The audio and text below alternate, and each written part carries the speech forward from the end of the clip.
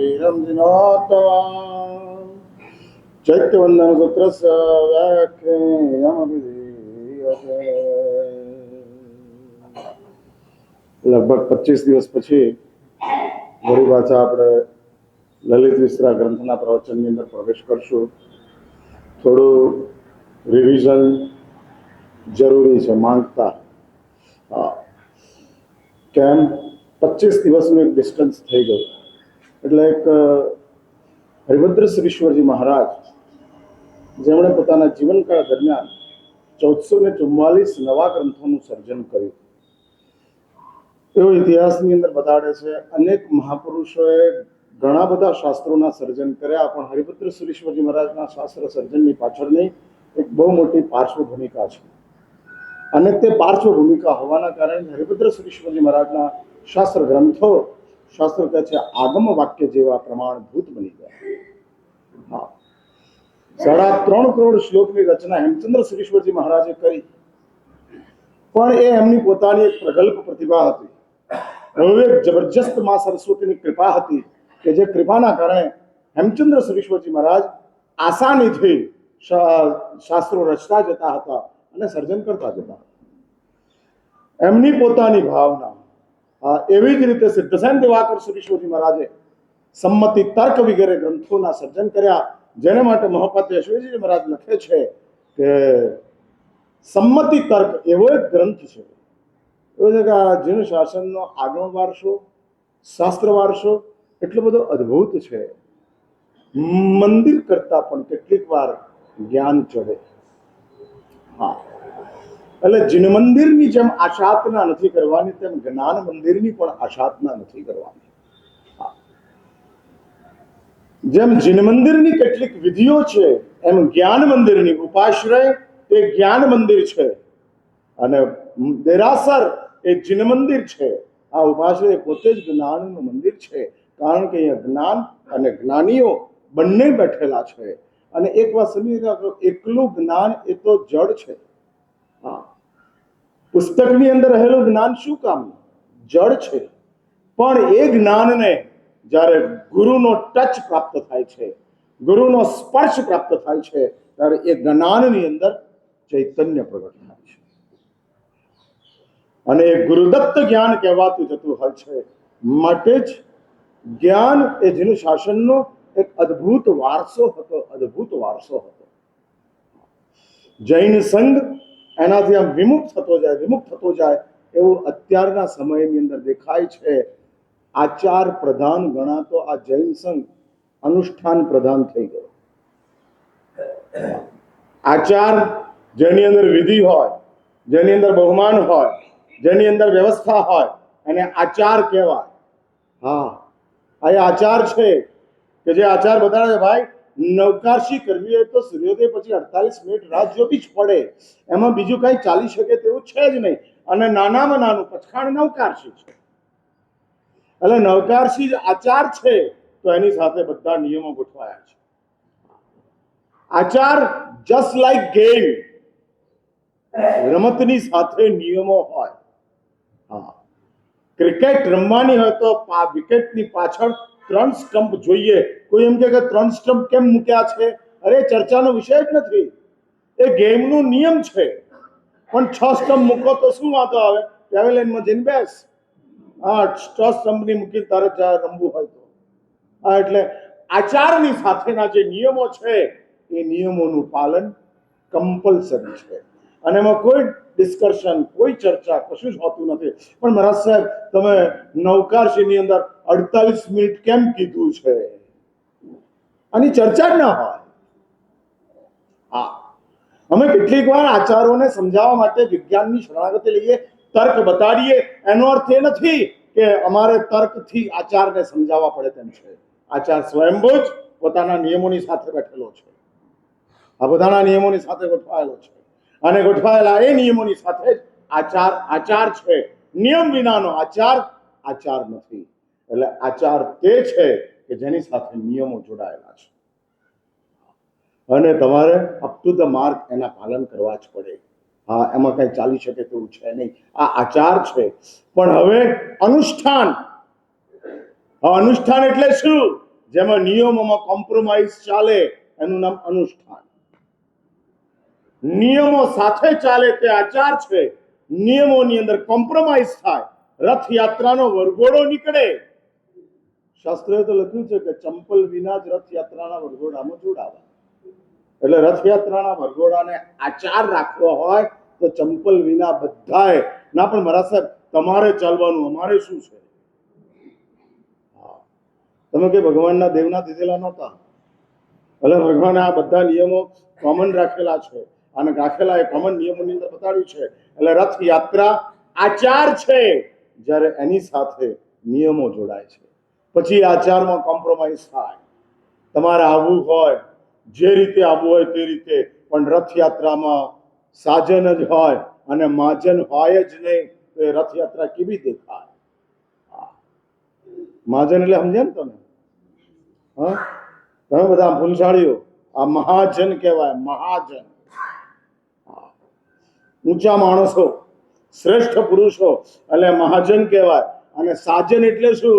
ઘોડાગાડીઓ, band વાળાઓ, એ બધા સાજન. અને તમે મહાજન. હવે સાજન હોય અને મહાજન ન હોય તો એ રથયાત્રા શું કરવાનું? હા, એ તો મહામુનિઓમાં આવે.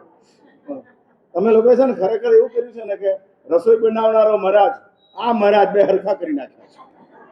હા, મહારાજ ઉપરે મહારાજ અને નીચે મહારાજ. હા, ઉપરે મહારાજ માથાને ઠેકાણે પાડવાનું કામ કરે અને નીચે મહારાજ માથાને ઠેકાણે પાડવાનું કામ કરે. આ બે મહારાજો ભેગા કર્યા છે. પણ રથયાત્રા આચાર છે, જ્યારે એની સાથે નિયમ ગોઠવા. તપ આચાર છે, જ્યારે એની સાથે નિયમ ગોઠવા. પણ તપ અનુષ્ઠાન બની જાય અને પછી હવે માસખમણ પૂરું જ કરાવવાનું છે તો 26મા દાડેથી બાટલા ચડાવો. અને કેટલાક તો ચોથે દાડેથી બાટલા ચાલુ. કેમ? આંકડાને પહોંચવાનું છે. એમાં સંઘ અને આચાર્ય મહારાજ બંનેની ક્રેડિટ છે. અને ક્રેડિટના આધારે અનુષ્ઠાન. એટલે સંખ્યા જો શુદ્ધિ વધારવા માટે, આંતરિક શુદ્ધિનો વિકાસ કરવા માટે આચાર છે. સંખ્યા વધારવા માટે અનુષ્ઠાન છે. હવે ઓર નીચે આચાર, અનુષ્ઠાન, અનુષ્ઠાનો થતા હોય. અને પછી આ અનુષ્ઠાનો ઠીક છે ભાઈ, વાર તહેવારે વર્ષે બધાડે એકાદ વાર કરો એ બરાબર છે. મહાપૂજા કોકને મન થયું કે દર મહિને કરું એટલે ચાલુ પડી જાય. અને દર મહિને મહાપૂજા ના હોય. જે વાર્ષિક 11 કર્તવ્યો લક્ષ્મી સુરેશ્વરજી મહારાજે બતાડ્યા છે, એમાં વર્ષ દરમિયાન આ કરવાનું છે. દર વર્ષે નથી કરવાનું, વર્ષમાં કાયમ માટે નથી કરવાનું. હા, નથી કરવાનું, વર્ષ દરમિયાન. એટલે એની એક ક્રેડિટ સાચવવી પડે ભાઈ, બહુમાન સાચવવું પડે, ત્યારે એનું આકર્ષણ રહે છે. સંખ્યા વધે એટલા માટે અનુષ્ઠાન છે, પણ એ વારંવાર થતા જાય, વારંવાર થતા જાય, પછી અનુષ્ઠાન રહી જાય અને સંખ્યા ગાયબ થઈ જાય. હા, બધા મંથનના વિષયો છે આ બધા. કેટલા અનુષ્ઠાનો નવા નવા ચાલુ કરતા જવા, કેટલા. આ શક્રસ્તવ અભિષેક ચાલુ થયા અને શક્રસ્તવ અભિષેક પહેલા તો દેરાસર ભરાઈ જતું હતું, હવે ખાલી પખાલ કરનારા જ હાજર હોય અને ભગવાનનો અખંડ પ્રક્ષાલ ચાલે. અને ચાલતા અખંડ પ્રક્ષાલ દ્વારા આપણે શક્રસ્તવ અભિષેકનું વિધાન સંપન્ન કર્યું. અનુષ્ઠાનની પાછળ, આચારની પાછળ નિયમો છે, અનુષ્ઠાનની પાછળ સંખ્યા છે. અને સંખ્યાને એટલા માટે બોલાવવાની છે કે જેના કારણે ધર્મ સન્મુખ થતો જાય, એનામાં આચાર આવતો જાય.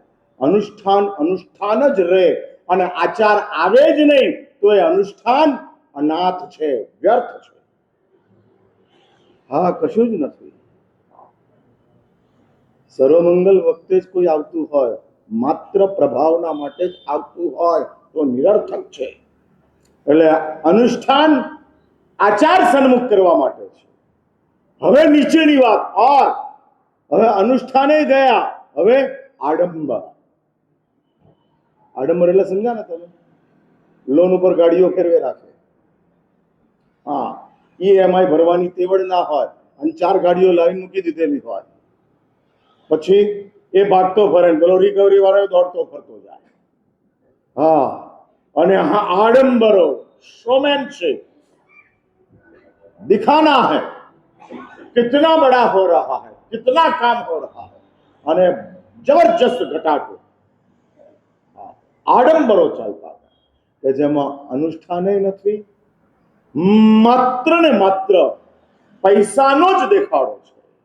આ ઇન્ફ્લુઅન્સ દેખાય છે, આમ પૈસા જ દેખાતા, એવા વૈભવી ઠાઠ એવા જબરજસ્ત કાર્યક્રમો કે જેના કારણે લોકો સ્પેલબાઉન્ડ થઈ ગયા, પણ ત્યાં સંખ્યાએ નથી, ત્યાં નિયમે નથી, માત્ર ત્યાં આગળ સંપત્તિનું જોર ચાલતું જાય છે. માટે શાસ્ત્રો કહે છે કે આ ધર્મ જે છે, હું વાત એ કરતો હતો કે શાસ્ત્ર સર્જન અને જ્ઞાનનો વારસો જે આપણને પ્રાપ્ત થયો છે, થોડા જ્ઞાનની સામે વિચાર કરતા જાઓ અને તમારા સુધી જ્ઞાન પહોંચાડવા માટેનું હવે માત્ર એક જ માધ્યમ છે અને તેનું નામ છે પ્રવચન. હા, પ્રવચન ચાલે છે. ભૂતકાળની અંદર 7 વાચનાઓ ચાલતી હતી, 7 વાચના, અને 7 વાચનાઓ ચાલતી હતી. સાધુ અને સાધુજી ભગવંતોને ભણાવાતા જતા હતા, 7 વખત ચાલતું હતું. કારણ કે ધર્માચાર્યો, ગણધર ભગવંતો, તીર્થંકર દેવો એક વાત બહુ સ્પષ્ટ સમજતા હતા કે જ્યાં સુધી આ લોકો જાણશે જ નહીં ત્યાં સુધી સમજશે શું, અને સમજશે જ નહીં તો જે કરે છે એના માટે રિસ્પેક્ટ કેવી રીતે જાગશે? હા, કેવી રીતે જાગશે? જાગતી જ નથી. એટલે આમ અદ્ભુત ચીજો આપણી પાસે હોવા છતાં આપણને એના માટેનું જે આદર હોવો જોઈએ, આમ આઈનાની સામે ઉભા રહી અને તમે તિલક કરતા હો ત્યારે મોઢું જુઓ કે તિલક જુઓ? મેમ, સવાલ બરાબર છે ને મારો? આમ આઈનો હોય દેરાસરનો અને ત્યાં કેસર મુકાયેલું હોય અને મુકાયેલું એ કેસર તમે લો અને તમે આમ ચાંદલો કરો ત્યારે શું જુઓ તમે? કેવલ ચાંદલો?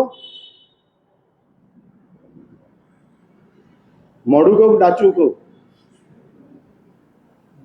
હા, એટલે આમ શું પણ એ પૂછવું છે મારે.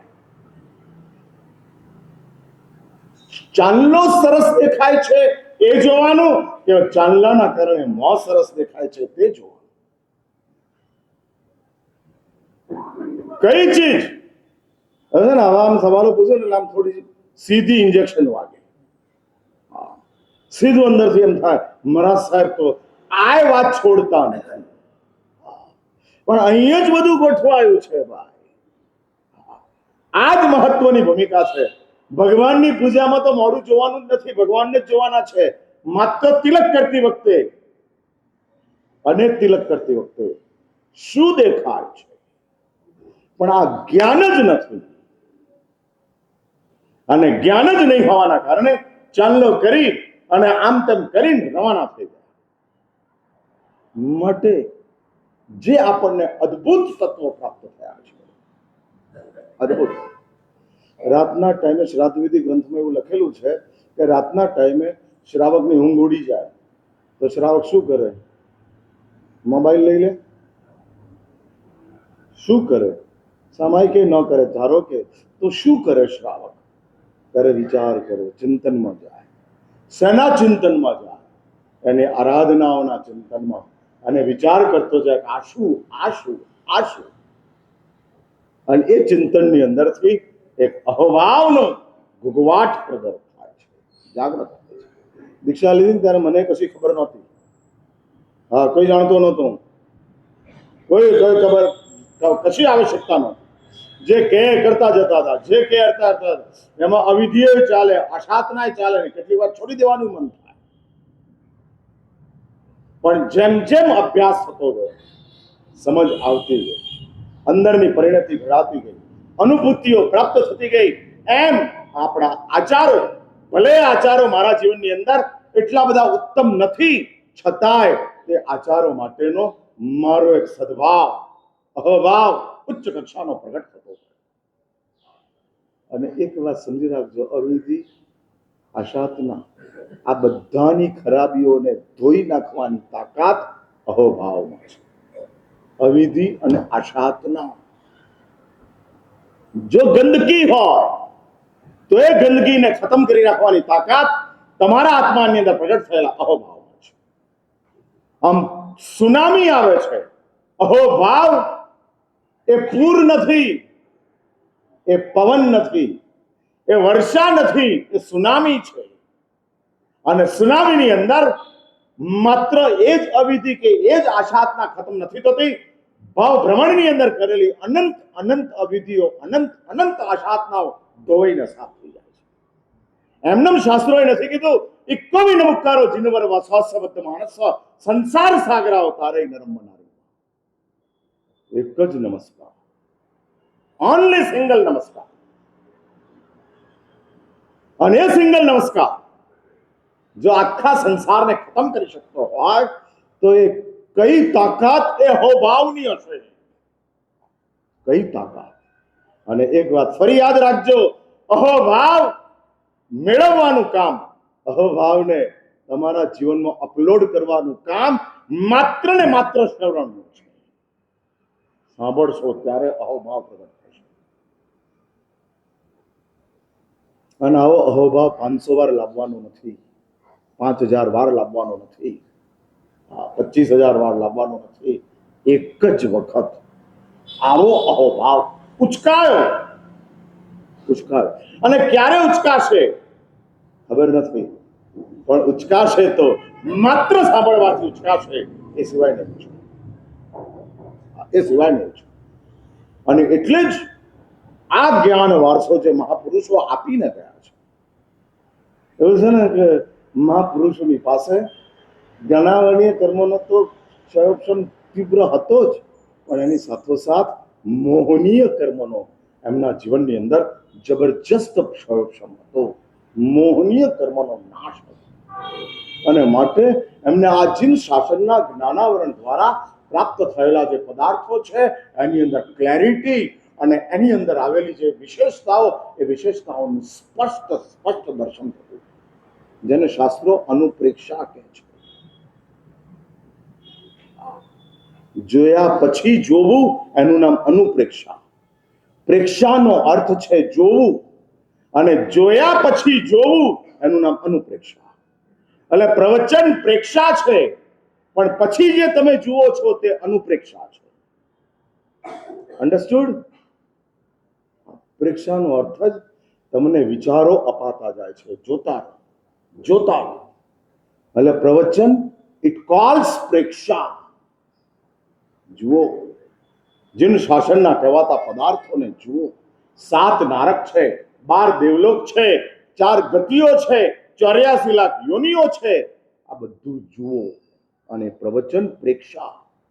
અને પછી તમે એકલા બેઠા હો, રાતે ઊંઘ ના આવતી હોય, અને મારા જેવો કોઈક યાદ આવી જાય, હા આવવું જોઈએ ને, પાછું આ બધું રિકોલે થવું જોઈએ ને.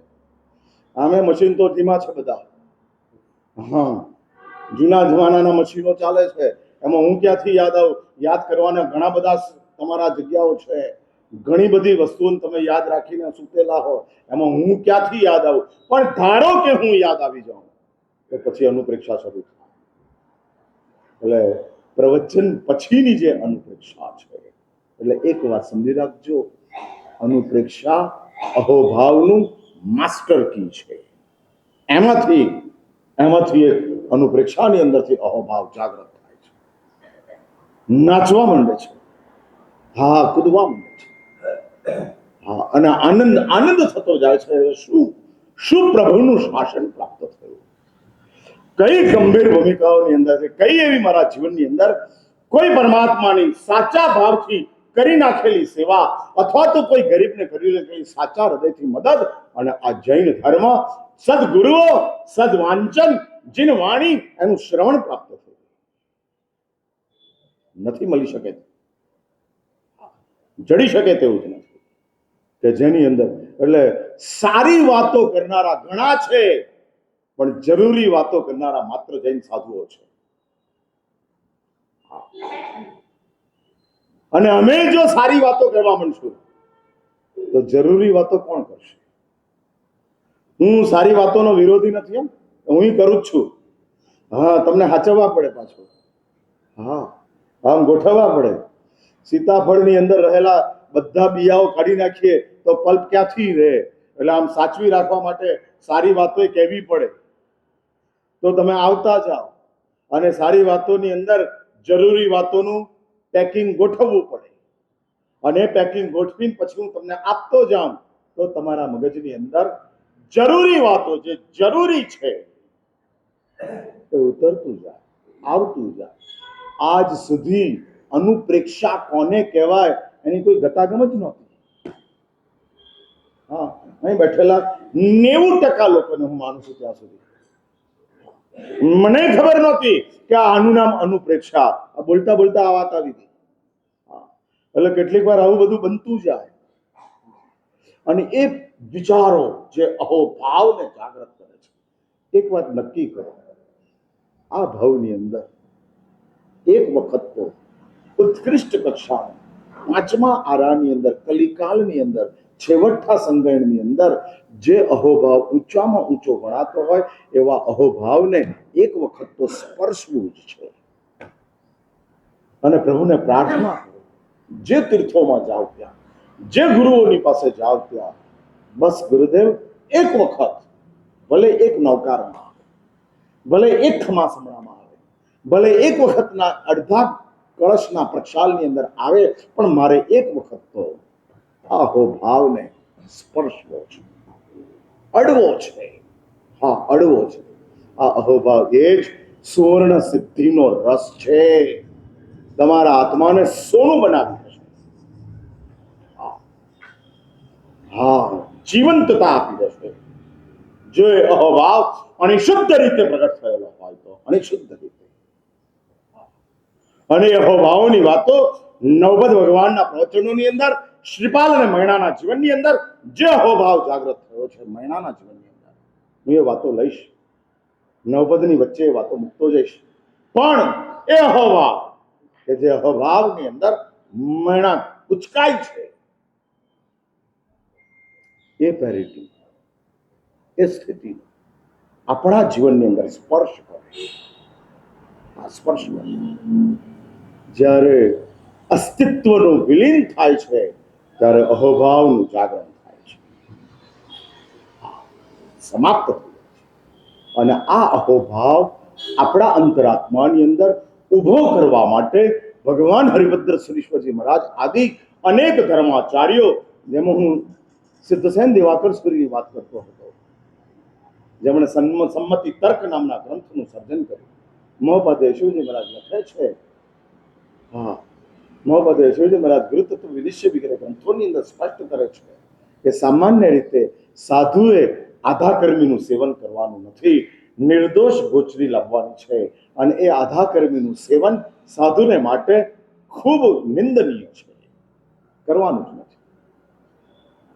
પણ યશોજી મહારાજ લખે છે કે કોક મહાત્માને સંમતિ તર્કનો અભ્યાસ કરવાનો હોય અને જ્યાં આગળ રહે છે ત્યાં આગળ સંમતિ તર્કનો અભ્યાસ કરાવનારા કોઈ યોગ્ય વ્યક્તિ ન મળતા હોય તો એને કાશી જવું પડે તો જવાનું. અને અહીંથી કાશી જતા, વારાણસી જતા રસ્તાની અંદર જૈનોના ઘર ના આવતા હોય, જંગલો આવતા હોય તો ગાડું સાથે રાખવા. આ યશોજી મહારાજની આ વાત છે. અને ગાડું સાથે રાખી, રસોઈના સાધન સામગ્રી સાથે રાખી, રસોઈ કરનારા સાથે રાખી અને કાશી પહોંચવાનું અને ત્યાં આગળ સંમતિ તર્કનો અભ્યાસ કરવાનો. યશોજીમાં લખે છે કે આ સંમતિ તર્કના અભ્યાસના કારણે કાશી સુધી પહોંચતા જે કોઈ દોષોનું સેવન થયું છે એ દોષો ધોઈને સાફ થઈ જશે. એવી તાકાત. અને એમાં હરિભદ્ર સુરીશ્વરજી મહારાજ, કે જે હરિભદ્ર સુરીશ્વરજી મહારાજ શાસ્ત્ર સર્જન માટે કોઈ વિચાર સુદ્ધા એમને ન હતો, તો એમનો ભાવ જ ન હતો. અને આ પ્રસંગ બન્યા પછી જ અને શાસ્ત્ર સર્જનની શરૂઆત કરી. એ પ્રસંગની વાત બહુ સામાન્યથી તમારી સમક્ષ મૂકું છું. પોતાના જ બે ભાણિયાઓ અકાળે એમનું મૃત્યુ થાય છે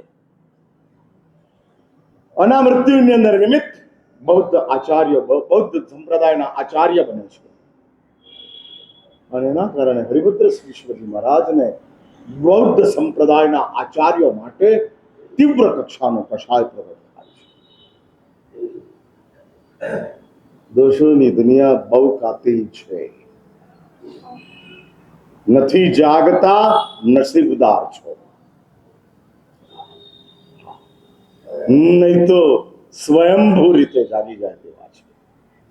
નિમિત્ત વિના પણ જે જાગી જાય એનું જ નામ સંસ્કાર છે. આ એનું જ નામ દોષો છે. જે નિમિત્ત વિના જાગી જાય, નિમિત્ત મળે અને જાગે એનું નામ સંસ્કાર છે. સંસ્કારને નિમિત્ત જોઈએ છીએ, દોષને નિમિત્તે નથી જોઈતું. આ કશું જ નહીં, સ્વયંભૂ રીતે જાગીએ. ઘણીવાર જંગલોની અંદર એકાએક આગ પ્રગટી જાય. આ બ્રાઝિલ વગેરેના જંગલોની અંદર આગ લાગી જાય. એમેઝોનના જંગલોની અંદર આગ લાગે, મહિનાઓ સુધી ચાલે રાખે, મહિનાઓ સુધી. એનું કોઈ કારણ શોધાય, જાગી ગયા, ચાલો. એ જ રીતે દોષો સ્વયંભૂ જાગી. હા, જગાડવા પડતા નથી, જાગી જાય છે. એનું જ નામ દોષ. જગાડવા પડે એનું નામ સંસ્કાર. હા, એનું નામ સંસ્કાર. અને જોર કરવું પડે એનું નામ કર્મો. કર્મોનો ઉદય જોરથી પ્રગટ થાય, નિમિત્તથી સંસ્કાર જાગે અને સ્વભાવથી દોષો જાગે. જો સિંહ ગુફાવાસી મુનિ રૂપકોશાને ત્યાં ચોમાસું કરવા ગુરુની આજ્ઞાની ઉપરવટ જઈને ન ગયા હોત તો કર્મોનો ઉદય થતો જ નહીં. પણ તો જોર કર્યું કે જગાડવું છે, જગાડવું છે, અને પહોંચ્યું અને પટકાયા. એટલે જોર કરવાથી જાગે તે કર્મોનો ઉદય. નિમિત્ત મળે અને જાગી જાય, સામાન્ય કક્ષાનું નિમિત્ત, કોઈ બહુ મોટું નિમિત્ત નથી. હા, ભાદરવા સુદ ત્રીજના દાડે તમે એવું નક્કી કરેલું કાલે તો ઉપવાસ કરવો જ છે, પણ હવાર ચોથ પડી અને ઘરની અંદર કાંઈક બનતું હતું કોકના માટે અને એમાં સ્મેલ આવી, ઉપવાસ રહેવા દો, એકાસું કરી નાખશું આપણે. હા હા, સામાન્ય. આનું નામ સંસ્કાર, નિમિત્ત મળી જાય છે. હા, એવા કંઈક હોય છે, મજા નથી આવતી, બરાબર નથી. હા, અને નિમિત્તોના કારણે સામાન્ય કે બહુ મોટું નિમિત્ત નથી, સંવત્સરીનો દાડો છે, આટલો મોટો દિવસ છે, એમાં ઘરની અંદર ક્યાંક રસોઈ બની છે. અને સંવત્સરની દાડે રસોઈ તો કેવી બને? થેપલા ચા જ ને. હા, અથાણા બથાણા જે હોય તે, પણ એમાંથી બે ચાર દ્રવ્યોથી જ ચલાવી લેવાનું હોય, પણ એમાં ડાગલી છટકી. સંસ્કાર. હા, આ સંસ્કાર છે. અને આ સંસ્કારો પરેશાન કરે છે. હા, 50-60 દાડા સુધી લગાતાર આંબિલ કરનારા, આંબિલ પૂરું થયા પછી પારણા શરૂ થાય, અભક્ષ્ય સુધી ચાલે. હા, કાંઈ હવે પતી ગયું. આ જ સંસ્કાર સામાન્ય કક્ષાના નિમિત્તોની અંદર પણ જે ભડકાવી દે એનું નામ સંસ્કાર છે. અને જે આગળ તમારે જાતે જ ઝેર તો પીધા જાણી જાય, જાતે જ પડવા માટે ગયા. હા, જાતે જ. શરદી હતી ને આઈસ્ક્રીમ ખાધા પછી એમ કે કશાતાનો ઉદય છે. મૂર્ખના જામ, ખાધું છે આઈસ્ક્રીમ ને મહેનત કરી છે, વળી પાછું એમ કે છે અછાતાનો ઉદય આવ્યો. અછાતાનો ઉદય તું લાવ્યો. એટલે એક વાર સુધી બોલાવ્યા વિના કર્મનો ઉદય આવતો નથી. હા, બોલાવો તો જ કર્મનો ઉદય આવે છે, નહીં તો કર્મનો ઉદય એમ આવતો નથી. અને જો કર્મનો ઉદય આવી જતો હોત તો મહાત્મા તરીકે રહેતા જ નહીં, ક્યારના એમના પતન થઈ ગયા. એવા અમારા જીવનની અંદર પણ કર્મો બેઠા છે. ગત જન્મો અમારા તમારા કરતા ખરાબ હતા. અમે કઈક ભાવ ભ્રમણોની અંદર ભટકીને અહીંયા આગળ આવ્યા છીએ. પણ એક વાત બહુ સ્પષ્ટ સમજી રાખજો, બોલાવ્યા સિવાય કર્મ આવતા નથી. હા, આમંત્રણ આપો તો જ કર્મ આવે છે. હા, ઇન્વિટેશન. અને એમાં તમે પોતે જ એક્ટિવ થાવ ત્યારે કર્મો આવે છે. ત્યારે જ એક્સેપ્શન હોઈ શકે, ન બોલાવો તો કર્મોનો ઉદય થઈ જાય એવું એક્સેપ્શન હોઈ શકે. પશ્ચાતાપ હોય તોય કર્મોનો ઉદય થઈ જાય. હા, એવા એક્સેપ્શનો મળે, પણ એ એક્સેપ્શન એ જનરલ નહીં. હા, ભગવાન મહાવીરના શાસનની અંદર એક જ નંદીશનને માટે એવું આવે છે કે જંગલોની અંદર ગયા, પહાડોની ઉપર રહ્યા, પણ પેલો કર્મોનો ઉદય ખેંચી લાવ્યો. વોરવા જ નીકળેલા હતા પારણાને માટે, અને એમાં અટકાઈ ગયા. કારણ કર્મોનો ઉદય. ઈચ્છા નહોતી, પ્રયાસ નહોતો, છતાં પતન થઈ ગયું, ચાલ્યું. એટલે હું એ કહેવા માંગુ છું કે આ જો આપણા જીવનની અંદર દોષોની દુનિયા, હરિભદ્ર સુરીશ્વરજી જેવાને પણ કશાયો છોડતા નથી. અને એમના જીવનમાં લખે છે, હરિભદ્ર સુરીશ્વરજી મહારાજે એવો સંકલ્પ કર્યો કે આ 1444 જે બૌદ્ધો હતા કે જેના કારણે મારા બે ભાણિયાઓ જે દીક્ષિત થયેલા હતા, અને ઉજ્જવલ ભાવિની સાથે તે જૈન સંઘ જીન શાસનની અદ્ભુત સેવા કરી શકે તેવા મહાપ્રજ્ઞાવાન પ્રતિભા સંપન્ન હતા, પણ અકાળે તેમનું અવસાન થયું. ચાલ્યા. અને આની અંદર નિમિત્ત મૃત્યુ કોઈ આપી શકતું નથી, નિમિત્ત બની શકે છે. મોત તો નિશ્ચિત છે, નિમિત્ત કોઈ પણ હોય. માટે મૃત્યુની બાબતમાં કોઈને ગુનેગાર સમજવા જેવો નથી. હા, જાણી જોઈને કોઈ આપણી ઉપર ટ્રક ચલાવી દે તોય નિમિત્ત છે. હા, જાણી જોઈને. પણ મારા સાહેબ એને જાણી જોઈને મારે તોય ગુનેગાર નહીં, ધર્મની નજરમાં ગુનેગાર નથી. પણ એને જાણી જોઈને કર્યું તો એ કર્મ મહાસત્તાને એ સમજી લેશે, તારે એની અંદર વિચાર કરવાની જરૂર નથી. સજા કરવાની મેટર માત્ર ને માત્ર કર્મ મહાસત્તાની પાસે છે. આપણે એની અંદર ઇન્ટરફિયર શું કામ થવાનું? આપણે શું કરવાનું? મારનારને વધારે ને વધારે આપણે મારી શકશું, અને એ મારનારને એટલી સજા ઇનફ નથી. હા, એટલે ગુનેગારને તમે જે સજા કરો છો ને એ સજા ગુનાની સામે બહુ નાની કરો છો, કારણ કે તમારી તાકાત જ નથી. તમે શું કરવાના હતા? એના કરતા છોડી દો.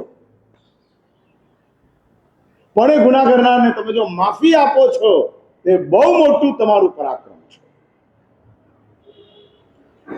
સજા આપવાની તાકાત નથી અને માફી આપવાનું પરાક્રમ છે, તો કઈ ચીજ પસંદ કરવી?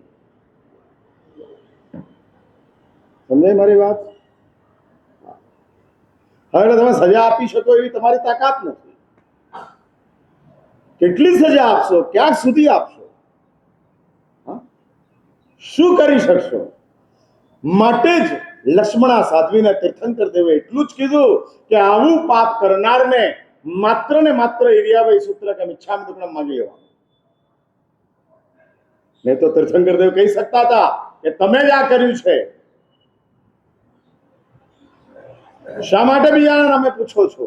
શા માટે આવી માયા કરો છો? પણ કોઈ કોમેન્ટ્સ તીર્થંકર દેવ કરતા નથી. કારણ કે સજા કરવાની તીર્થંકર દેવની પણ તાકાત લિમિટેડ છે.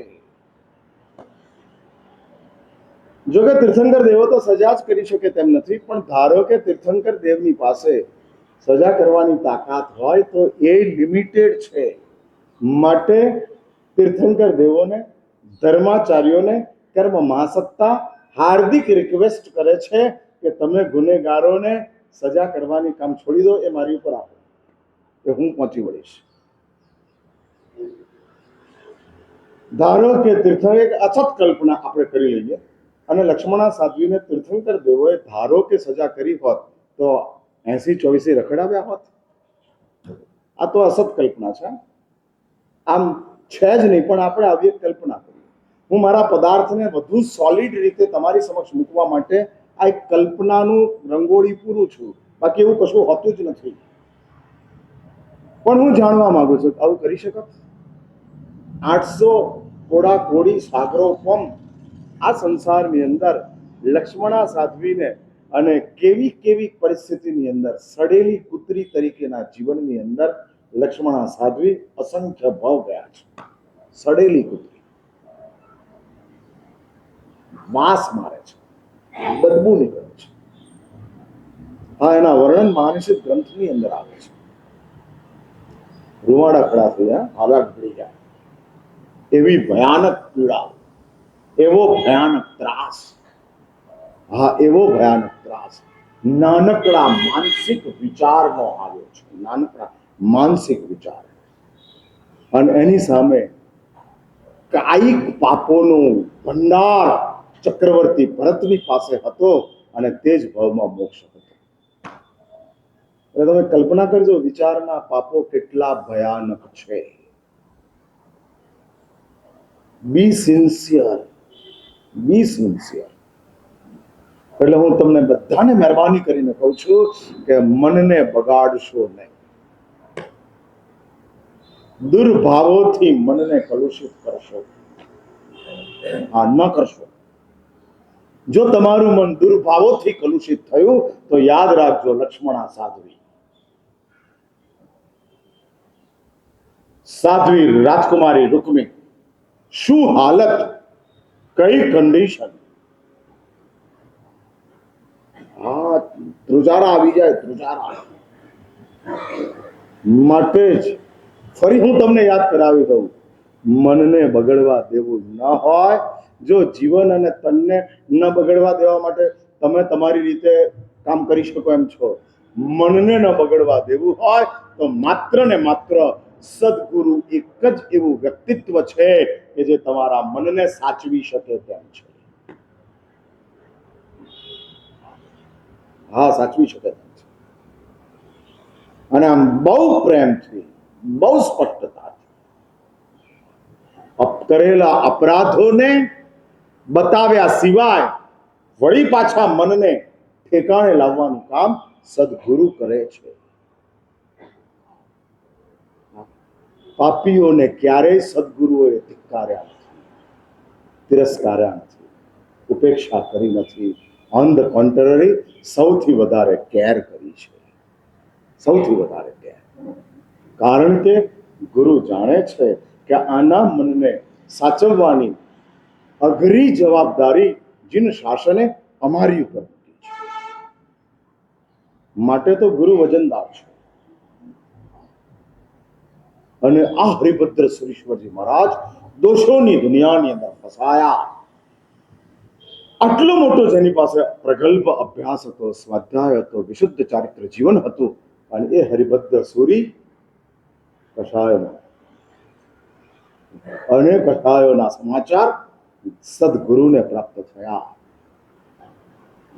વાદમાં વિજય મેળવવો એ હરિભદ્ર સુરીનું લક્ષ્ય નહોતું, અને એટલું જ લક્ષ્ય હોત તો હરિભદ્ર સુરીશ્વરજી મહારાજ હારનારા બૌદ્ધોને માફ કરી દે કે ચલો હવે મારો વિજય થઈ ગયો છે, કામ પતી ગયું છે, હવે મારે એને સજા કરવાની જરૂર નથી. ભલે વાદની અંદર એવો નિયમ ગોઠવાયેલો હતો કે જે હારે તે દેશ છોડીને ચાલ્યો જાય, પણ છોડવાની વાત નથી. હારે તે ધગધગતી તેલની તળાઈની અંદર તરી નાખવામાં.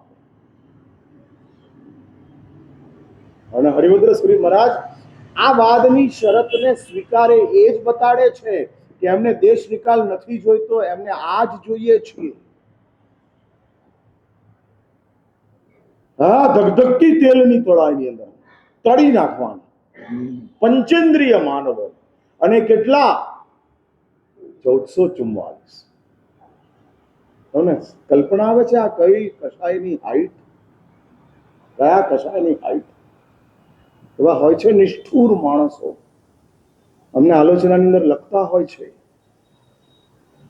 નિષ્ઠુરતા કાયમી નથી, મુલાયમ મૃદુતા કાયમી છે. આત્માનો સ્વભાવ જ મૃદુતા છે, સ્નિગ્ધતા છે, એ કાયમી છે. નિષ્ઠુરતા આવેલી છે, ચાલુ જશે. અને એવા અમારી ભવાલોચનામાં લખનારા મળે છે કે મહારાજ સાહેબ રાતના ટાઈમે સૂતેલો હતો અને માકડો બહુ હેરાન કરી ગયા, અને સવારે મેં બધા માકડોને ભેગા કર્યા, જે 20-25 માકડો હતા, આલોચનામાં લખે છે. અને પકડેલા બધા માકડોને વાટકીમાં નાખ્યા અને ધગધગતી ગરમા ગરમ લોઢીની ઉપર એ લોકોને સળગાવી નાખ્યા. અને લખે કે ભયંકર ક્રૂરતા સાથે સળગાવી. હા, આવી નિષ્ઠુરતા, આવી દુષ્ટતા આપણા જીવનની અંદર ક્યારેય પ્રગટ ન થઈ હોય તો એ આપણા જીવનની આંતરિક વિશેષતા ખૂબ ઉપરની છે, ખૂબ ઉપરની. અને એ હરિભદ્ર સુરીશ્વરજી મહારાજ, સદગુરુને આ સમાચાર મળ્યા અને સદગુરુ તાબડતોબ હરિભદ્ર સુરીશ્વરજી મહારાજને જણાવે છે કે ભાઈ, તારા જેવો જ્ઞાની આ રસ્તે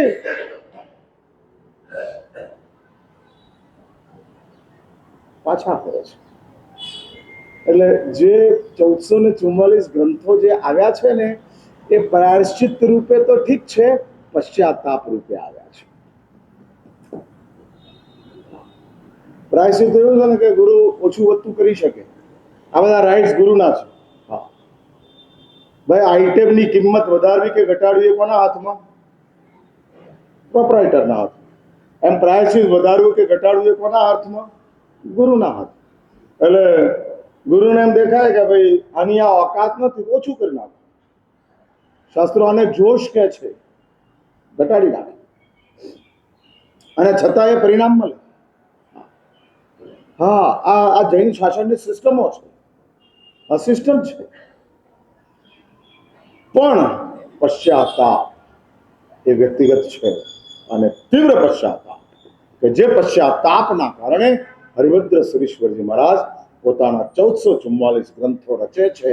અને આ 1444 ગ્રંથોના સેન્ટરની અંદર એક ચીજ બહુ મહત્વની હરિભદ્ર સુરીશ્વરજી મહારાજના ગ્રંથોમાં પ્રાપ્ત થાય છે. એ કઈ છે, વળી પાછો કાલ મળું છું, એટલે વાત ચલાવું છું. આજે અહીંયા